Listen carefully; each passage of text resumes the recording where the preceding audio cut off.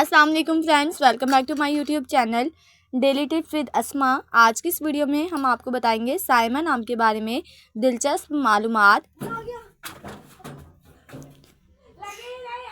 साइमा नाम का शुमार लड़कियों के नामों में होता है। साइमा एक इस्लामी नाम है।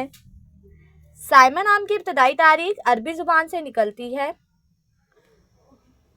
साइमा नाम की लड़कियों के लिए खुशकिस्मत नंबर 1 माना जाता है।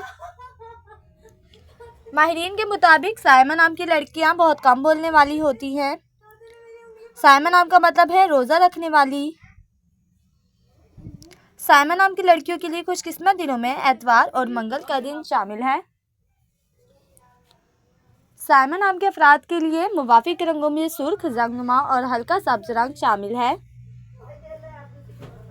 साइमा नाम के अफराद के लिए मुवाफिक पत्थरों में पुखराज पत्थर शामिल है।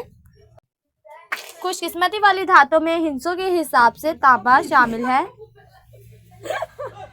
फ्रेंड्स, अगर आप अपने नाम का मतलब जानना चाहते हैं तो कमेंट बॉक्स में अपना नाम लिखें। इंशाल्लाह हम आपके नाम की वीडियो ज़रूर बनाएंगे। Thanks for watching. अल्लाह हाफिज़।